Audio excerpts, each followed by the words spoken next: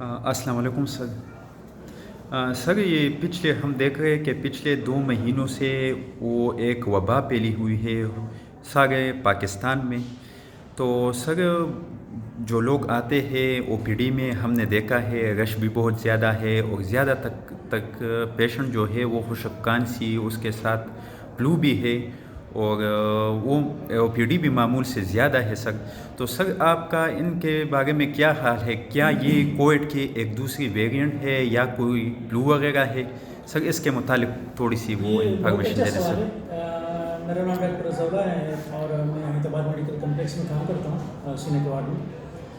Basically صرف پاکستان میں نہیں ہے، یہ تقریباً ساری دنیا میں ہے، اور ڈیفینیٹلی لاسٹ جو 2-2.5 مہینے سے ہمارے پاس پیشنٹ آ رہے ہیں، اس میں زیادہ تر ایسے پیشنٹ ہوتے ہیں جو بالکل ٹھیک ٹھاک ہوتے ہیں۔ ایک تو یہ ہے کہ ہمیں پتہ ہوتا ہے کہ جب ونٹر اسٹارٹ ہو جاتی ہے تو اس میں ہمارے پاس جو ارلی سی او پی ڈی یا استما کے پیشنٹ ہوتے ہیں، دما کے جو مریض یا الرجی کے ہوتے ہیں، ان کو زیادہ آنا شروع ہو جاتے ہیں۔ لیکن اس دفعہ ایسے مریض ہوتے ہیں جس نے ویکسین لگائی ہوتی ہے، پہلے سے اس کو کوئی سینے کا مسئلہ نہیں ہوتا ہے، اس کے باوجود وہ آتے ہیں اور ٹپیکلی الرجک سائن سمٹم اس کو ہوتے ہیں، سی او پی ڈی یا استما والا سائن سمٹم ہوتے ہیں۔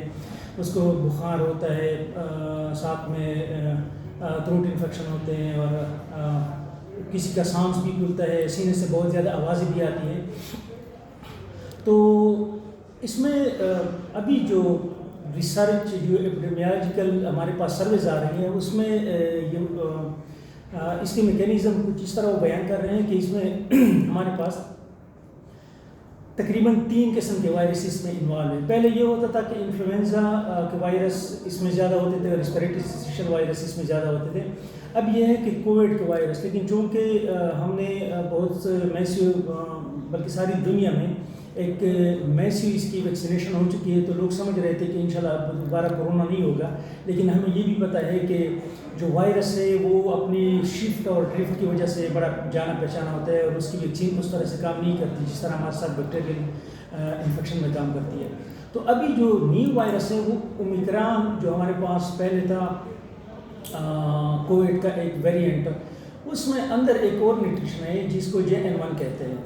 JN1 اب اس کی اچھی خاصیت یہ ہے کہ یہ اس کے پیشنٹ زیادہ تر ARDS وغیرہ جو سیویئر نمونیا ہوتا تھا، جس کو ہم پیشنٹ ایڈمٹ کرتے تھے، اس کے ساتھ اس کو آکسیجن سٹارٹ کرتے تھے یا پھر سی پی ایف ماسک وغیرہ اس پہ لگاتے تھے، وینٹیلیٹر پہ پیشنٹ کو شفٹ کرتے تھے، وہ اس کے ساتھ نہیں ہوتے۔ لیکن اس کی انفیکٹیوٹی بہت زیادہ ہے۔ اب اس کے 2 ریزن ہیں، یا تو یہ ہے کہ ہم نے چونکہ ویکسینیشن کی ہے تو وہ پارشل امیونٹی ہمیں پرووائڈ کر رہا ہے، جس کی وجہ سے ہمارے پیشنٹ زیادہ سیویرٹی میں نہیں جاتے، یا پھر by it self by nature یہ وائرس خود اتنا سیویئر نمونیا وغیرہ کاز نہیں کرتا، لیکن اس کی جو مسئلہ اس کے ساتھ ہے اس کی انفیکٹیوٹی ہے، بہت زیادہ انفیکٹیوٹی اس کی ہے، یعنی ایک دوسرے کو پھیلتا ہے۔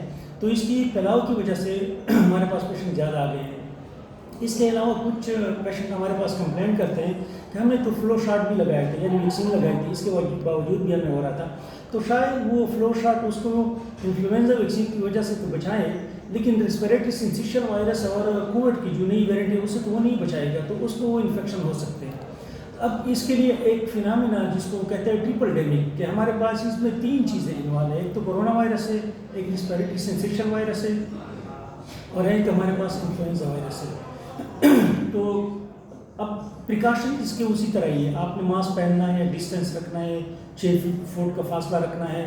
اگر گھر میں کسی کو مسئلہ ہے تو کوشش کرے کہ وہ زیادہ سے زیادہ اپنے آپ کو آئسولیٹ رکھے، زیادہ سے زیادہ پانی پیے، اور کوشش کرے کہ جب بہت زیادہ سرد ہو دھند ہو اس میں گھر سے باہر نہیں نکلے۔ ہینڈ واش کا بڑا امپارٹنٹ رول ہے اس میں، اور ابھی تو گورنمنٹ کے لیول پہ بھی میرے خیال میں اس کی پریکاشنز اور اس کے لیے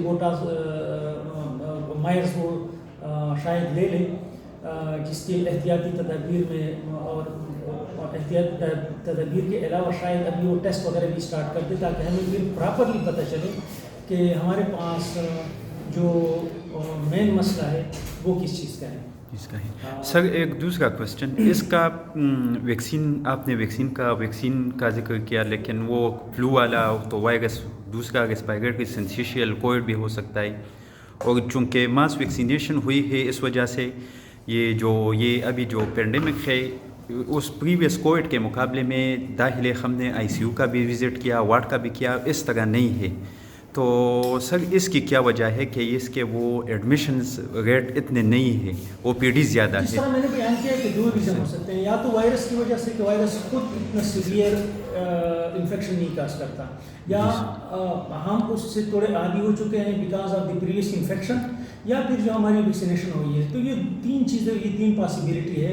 लेकिन अच्छी बात एज ए होल अच्छी बात ये है कि हमारे पास पेशेंट इस तरह के, जिस तरह वो हमारे पास कोविड की वबा आई थी, वो इस तरह की वो शक्ल इख्तियार नहीं कर रहा है। इसके अलावा हमारे पास इन्फ्लुएंजा की वैक्सीन तो है, अभी शायद गवर्नमेंट शायद इसके लिए कोविड वैक्सीन दोबारा स्टार्ट कर दे।